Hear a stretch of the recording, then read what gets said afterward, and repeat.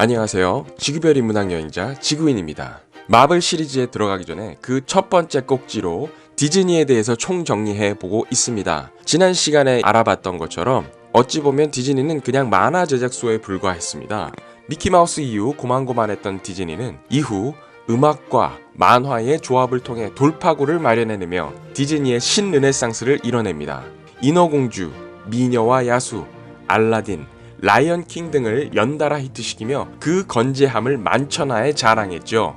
이후 디즈니는 타잔, 뮬란, 포카혼타스 등을 통해 업다운을 계속하다가 2006년 디즈니의 최종병기 픽사를 통해 3D 애니메이션으로 넘어가 토이스토리가 또다시 공전의 히트를 치며 그 명맥을 이어갑니다. 토이스토리 3의 경우 10억 불이 넘어갔죠. 아시다시피 픽사는 애플 CEO로 유명한 고 스티브 잡스가 애플로 넘어오기 이전에 설립했던 애니메이션 제작사입니다. 디즈니는 이후에는 영화계로 진출해서 나니아 연대기, 이상한 나라의 앨리스, 캐리비안의 해적 등으로 히트 행렬을 이어갑니다. 그리고 마블 코믹스를 인수하며 최근 가장 사랑받고 있는, 그리고 이 영상을 만들게 된 계기가 된 아이언맨과 어벤져스를 제작했죠. 어벤져스 2 이전에 디즈니 영화 흥행 순위를 보면 대략 이렇습니다. 나니아 연대기 8천억, 니모를 찾아서 1조 1100억, 라이언킹 1조 1700억, 이상한 나라의 앨리스 1조 2100억, 토이스토리 3 1조 2600억. 참고로 순위엔 들어가지 않았지만 주토피아의 경우 10억 달러를 돌파한 것으로 집계되었습니다. 캐리비안의 해적 2 1조 2700억, 아이언맨 3 1조 4000억, 겨울왕국 1조 5000억, 어벤져스 1조 7000억, 대망의 1위 스타워즈 7 깨어난 포스 2조 4600억. 디즈니는 이처럼 저작권 대마왕입니다. 지금까지 디즈니의 철학이니 애니메이션이니 요딴 얘기들을 했습니다만 사실 디즈니가 돈을 벌어들이는 분야는 바로 저작권을 통한 프랜차이즈입니다. 영화계에서는 가끔 헐리우드에서 무리하게 어마어마한 제작비를 들여서 영화를 제작하는 것을 보게 되는데요. 이는 첫째로는 미국 영화이다 보니 수출해서 만회가 가능하고, 둘째는 정작 돈을 버는 것은 영화가 아니라 프랜차이즈이기 때문입니다. 때문에 전형적인 원소스 멀티유즈 방식을 취하고 있죠. 디즈니는 콘텐츠 크리에이팅 영역에서 지구상 누구도 따라올 수 없지요. 그리고 디즈니는 이렇게 만들어낸 자체 저작권을 이용해 악착같이 돈을 법니다.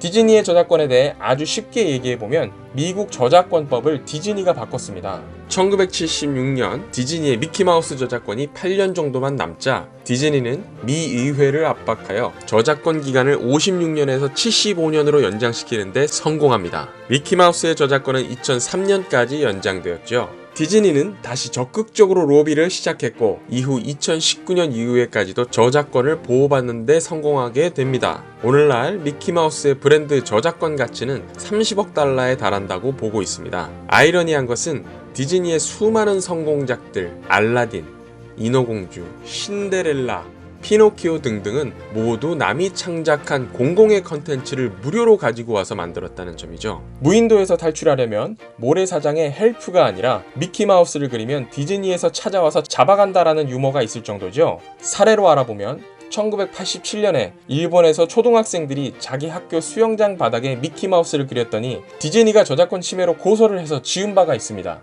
순수하고 어린 초등학생들은 디즈니가 준 꿈과 희망을 표현하기 위해 기껏 그린 미키마우스를 다시 지워야 했죠. 참고로 나중에 물고기 그림을 다시 그려 넣었다고 합니다. 미국 내 유치원 담벼락에 디즈니 캐릭터를 그려서 300불 벌금을 낸 일도 있지요. 우리나라 웹툰 1위 마음의 소리에서도 조석 작가가 이를 소재로 이용한 바 있습니다.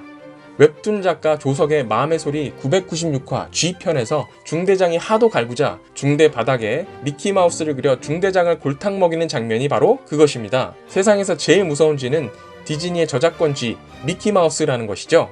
결론꿀로 3대가 패가망신 2013년 전투경찰 폐지라는 풍자가 인상 깊습니다.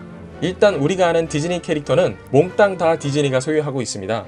대표적으로 겨울왕국 엘사가 있죠. 엘사 왕관으로만 매출이 1조가 넘습니다. 이런 디즈니는 엄청난 인수합병을 끊임없이 단행하는데요. 대표적으로 2009년 마블을 인수합니다. 스타워즈 제작으로 유명한 루카스 필름도 가지고 있습니다. 2012년 루카스 필름과 루카스 아츠까지도 매입하며 스타워즈의 모든 판권도 디즈니가 소유하고 있습니다. 여기서 스타워즈 에피소드 4편은 제외였습니다만 이마저도 최근에 해결했습니다. 참고로 스타워즈 라이즈 오브 스카이워커가 올해 2019년 12월 크리스마스 시즌에 맞춰 개봉될 예정입니다.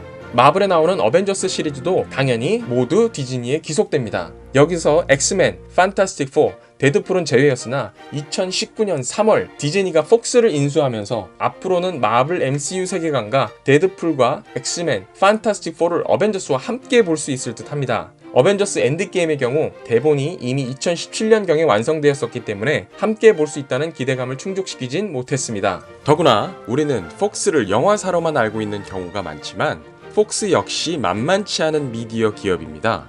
때문에 폭스와의 매시업이 기대되고 있는 상황이죠. 보시다시피 디즈니와 폭스가 합쳐지면 지금까지 얘기한 영화계는 물론이거니와 미디어 업계에서도 대항할 자는 거의 없는 셈입니다. 당시 마이클 아이스너 전 디즈니 CEO는 성과를 못 내고 주춤거리고 있었고 결국 CEO 자리를 내놓고 회장직으로 물러나게 됩니다. 그리고 현재 디즈니의 CEO인 로버트 아이거, 일명 밥 아이거가 디즈니의 수장 자리를 꿰찹니다. 이후 밥 아이거는 2006년 픽사, 2009년 마블 엔터테인먼트, 2012년 루카스 필름을 차례대로 인수하는 데 성공하더니 마침내는 아무도 생각지도 못했던 폭스마저도 먹어치우며 디즈니를 진정한 엔터테인먼트 미디어 업계의 초거대 공룡으로 만들어냅니다. 디즈니 그리고 밥 아이거는 매체와 콘텐츠 제왕에 만족하지 않았습니다. 넷플릭스가 뭐니 해도 유통망을 장악하는 것이 짱이라는 것을 새로운 비즈니스 모델로 증명했기 때문이죠. 덕분에 넷플릭스 앤 칠, 우리나라 말로 라면 먹고 갈래와 같은 의미의 신조어도 탄생했습니다. 선배, 라면 먹고 갈래요? 나야 좋지. 라면 좋아하니?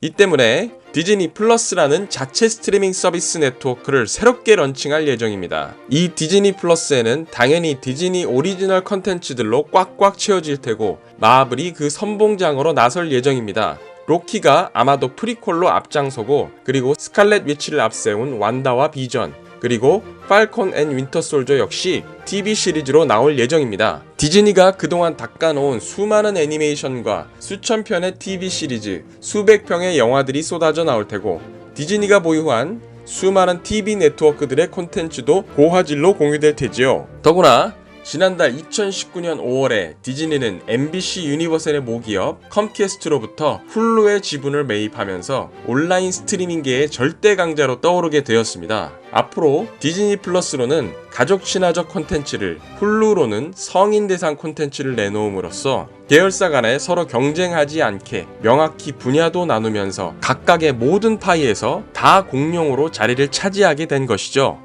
넷플릭스가 이미 그 길을 닦아놓았기 때문에 디즈니는 넷플릭스가 했던 길을 그대로 따라서 가면 되니 탐색 비용도 세이브한 셈입니다.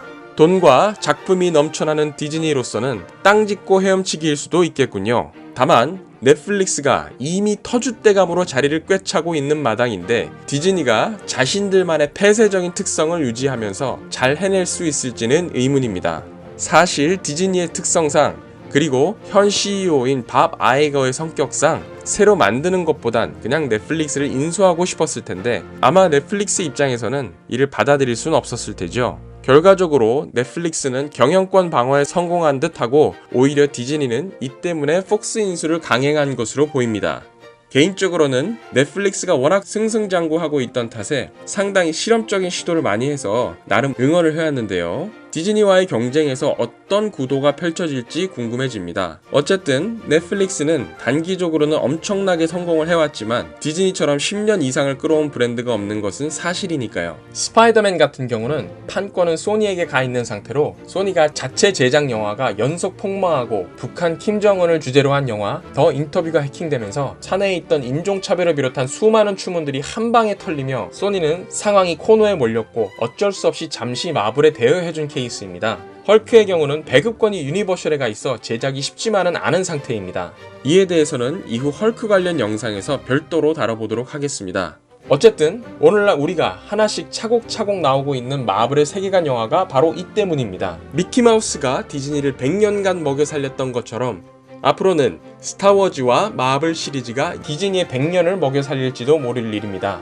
과장해서 얘기하면 디즈니는 앞으로 컨텐츠를 창작하지 않아도 됩니다. 기존의 컨텐츠를 생산만 하면 되는 것이죠. 마블은 2030년까지 매년 만들어도 충분한 컨텐츠가 확보가 되어 있기 때문입니다. 거기에 궁극의 필살기 픽사를 보유한 곳이 디즈니입니다. 주토피아, 놀이를 찾아서로 그 명맥을 이어가고 있습니다. 니모를 찾아서의 후속작인 도리를 찾아서 같은 동일 프랜차이즈의 속편 같은 방식으로 말이죠. 이런 디즈니의 영화 출시가 지금도 줄을 잇고 있는데요. 나름 폭망하긴 했지만 현재 엑스맨 다크 피닉스가 상영 중이죠. 토이스토리 4 역시 상영 중인데요. 토이스토리 4 로튼 토마토 지수는 정말 대단하네요. 그리고 다음 달 7월에 스파이더맨 Far From Home이 개봉합니다. 더구나 미키마우스도 아직 건재합니다. 아직까지도 디즈니를 상징하는 단 하나를 꼽으라면 아무래도 미키마우스입니다. 뿌리는 정체성을 상징하니 사라지지 않습니다. 우리가 역사를 잊지 않아야, 아니 잊지 못하는 것과 마찬가지의 이유이죠.